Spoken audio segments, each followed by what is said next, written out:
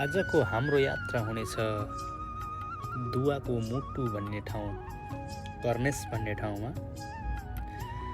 र के कस्तो लाग्छ तपाईहरुलाई, हामीले जस्ताको तस्तै भिडियो राखेको छौँ। किनभने अहिले बेलुकाको समय छ, हल्का मिरमिरे घाम लागिरहेको छ, कतै तुवालोले छाइरहेको छ, कतै घाम लागिरहेको छ। अनि तिनै हरियाली रुखहरूसँगै चिरबिर चिरबिर गर्ने चराको धुनहरूसँगै हामी ठुलो चौरीमा पुग्छौँ। त्यहाँनेर मैले मिरमिरे घामको छोटो क्लिप लिन्छु। त्यही क्लिप सँगसँगै हामी दौडमा लागिरहेको छौँ। आज जसरी पनि हामी कर्नेसको भिडियो देखाउनेछौँ। र यो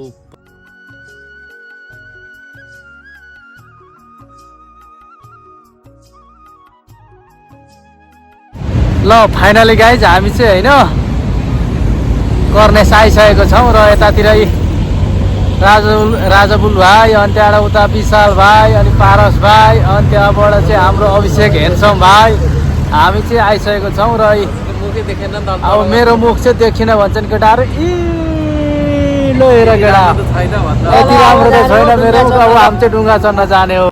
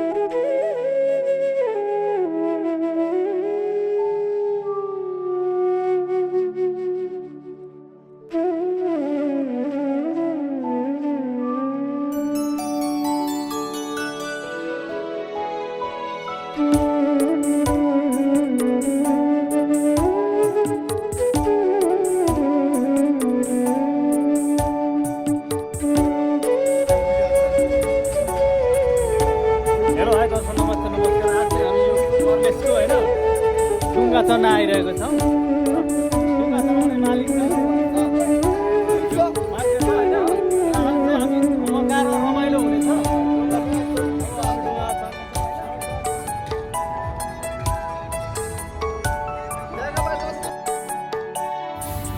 कतै हिन्दी गीत घन्किरहेका थिए, कतै बङ्गाली गीत घन्किरहेका थिए, कतै नेपाली गीत घन्किरहेका थिए। तिनै गीतको धुनसँगै मन शान्त बनाउने ठाउँ हो कर्नेस। यहाँ मान्छेहरूको भिड धेरै नै थियो। हामी पनि जसो तसो झर्यौँ चढ्यौँ र जम्मा हाम्रो टाइम भनेको 20 मिनटको थियो मनोरञ्जन गर्ने। तिनै ठाउँमा यता ढुङ्गा उता ढुङ्गा, वारी ढुङ्गा पारी ढुङ्गा, तिनै ढुङ्गाको छालहरूसँगै हामीले छोटो समय त्यहीँ सक्यौँ। र सँगसँगै हामी म्युजिकसँग डान्स गर्न थाल्यौँ, छोटो भिडियो लिन थाल्यौँ। कतै गगन सुन्ने महल थिए, कतै भरिएको समुद्रको ताल थियो। तिनै तालको बिचमा यो कर्नेसको ठाउँ छ, जहाँ हजारौँ मान्छेहरू आएर ढुङ्गा चढ्ने गर्दछन्। त्यो हो कतारको मुटु कर्नेस। यहाँ भेटिन्छन् ठुला ठुला पहाड, यहाँ भेटिन्छन् त अग्ला गगन सुम्ने महल। तिनै महलको धारमा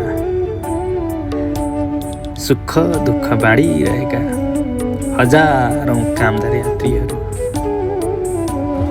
तिनै यात्राहरूमा रमाइरहेका छन्। हामी माथिको भ्यू हेरेर तल झऱ्यौँ। झरिसकेपछि हामीले नेपाली गीत लाउने अनुरोध गऱ्यौँ। नेपाली गीत लगाइयो। नेपाली गीत लगाएर मान्छेहरू थुप्रै थिए। कोही नेपालीमा नाचिरहेका थिए, कोही बङ्गाली गीतमा नाचिरहेका थिए, कोही हिन्दी गीतमा रमाइरहेका थिए। तिनै रमाउनेहरूको बिचमा म पनि रमाइरहेको थिएँ। कतै फोटो खिच्ने काम धमाधम थियो, कतै बङ्गाली गीतमा नाचिरहेका थिए, कतै गीतको तालसँगै रमाइरहेका थिए रमाउनेहरू।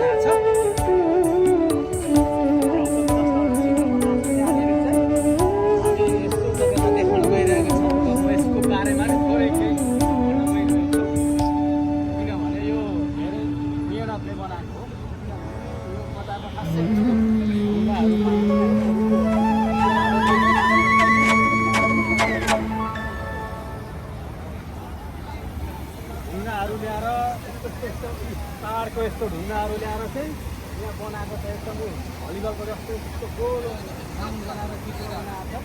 अनि ठ्याक्कै यस्तो यो आकार यहाँबाट हेर्दाखेरि चाहिँ चित्र बनाएको छ। भ्याउतरको मुख जस्तो चाहिँ हो कि जस्तो नि लाग्छ मलाई होइन चित्र चाहिँ। सायद कतार आइसकेपछि यो ठाउँमा आएर फोटो खिच्ने मान्छे कमै नै हुनुहुन्छ होला। र यहाँनिर चाहिँ चारैतिर बत्ती फिट गरेको छ। Yellow colour, red colour, white colour, कलरको ग्रिन व्हाइट अल कलरको चाहिँ यहाँनिर लाइटहरू फिट गरेको छ। अनि वरिपरि स्टोनहरू राखेको छ। जे होस् यहाँ आएर फोटो खिच्दाखेरि पनि एकदमै राम्रो आउँछ। र यहाँनिरको यो बिचमा चाहिँ राउन्ड छ, एउटा गोलो बनाएको छ। त्यसमा चाहिँ मलाई लाग्छ यो भ्यागुताको मुख हो कि जस्तो लाग्छ मलाई चाहिँ, हो कि होइन के हो हजुरहरूले यो चाहिँ कमेन्ट गरिदिनु होला। र यहाँबाट उता गगन चुम्ने महलहरू छन्, पर आउने जानेको भिड छ, कतै फोटो खिच्नेको लावालस्कर छ। तिनै भिडहरूमा मैले छोटो क्लिप बनाएको छु। घुम्नेकै क्रममा छौँ होइन। अब धेरै कस्तो लाग्छ हजुरहरूलाई टाइम पनि हामीसँग त्यस्तो धेरै त्यही राखेको छु। किनभने अब कृपया यो मेरो च्यानललाई लाइक कमेन्ट र सेयर गर्न नभुल्नु।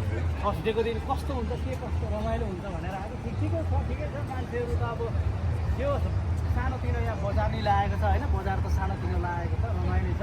अनि हामीले नि रमाइलै गऱ्यौँ।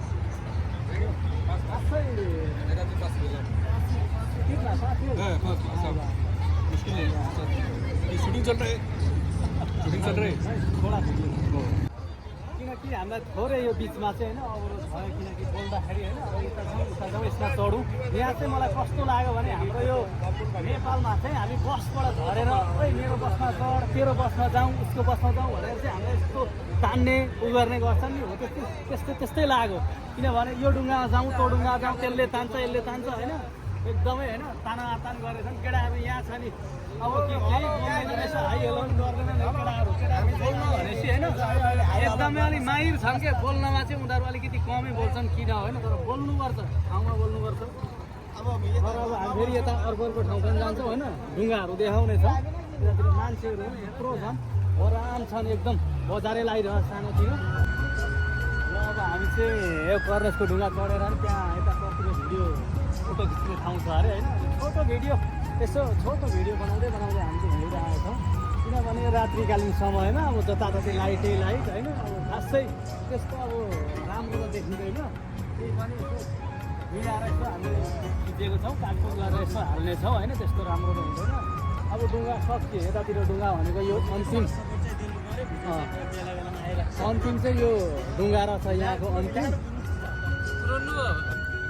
ल यिनीहरू यहाँ परका चाहिँ यहाँ ढुङ्गा छन् चाहिँ थोत्रे ढुङ्गाहरू थुप्रै, तर यो पहिले धेरै यी जमानाका ढुङ्गाहरू हुन्। हेर्ने त एकदमै थोत्रे भइसकेका। अहिले चाहिँ यसलाई चाहिँ मेरो विचारमा चाहिँ यहाँ माछा मार्न प्रयोग गर्छन् जस्तो लाग्छ। अनि यता परतिर सबै ढुङ्गा छन्। खास गरी त यो हेर्दाखेरि सानो यो समुद्रबाट छुटेर आएर पानी जम्मा भयो जस्तो छ। अब यो समुद्र चाहिँ हो जस्तो मलाई खास चाहिँ लाग्दैन। समुद्र नि हो कि होइन कि अब होला, समुद्रै हो। यहाँ चाहिँ यो किनकि यसलाई एरिया घेरा गरेर चाहिँ यहाँनिर अब ढुङ्गा चढ्नको लागि समुद्रै बनाएको छ। र यो ठुलो छ, एरिया ठुलो छ। अनि मान्छेहरू प्रायः ढुङ्गामा चढेर पिक्चर लिनको लागि चाहिँ पर त्यो ठुलो बिल्डिङहरूको छेउछाउतिर चाहिँ मान्छेहरू फोटोहरू लिन्छन्। एकदमै रमाइलो छ। जे होस् तपाईँहरू नि आएर चढ्न सक्नुहुनेछ। किनकि कतार आइसकेपछि यो ढुङ्गा नचढ्ने भन्दा त को हुनुहुन्छ होला। र गाइस हामी अब फेरि पर्तिर लागेको छौँ। र म तपाईँहरूलाई होइन यो कतारको ठाउँमा पनि हात्तीबारलाई चाहिँ होइन, यो चाहिँ हात्तीबार हो। यसलाई चाहिँ कतारको ठाउँमा चाहिँ यसलाई खास गरी फुल भनेर मान्छन्। हाम्रोतिर चाहिँ यो पाहाड भित्तामा त्यत्तिकै उम्रेको हुन्छ है।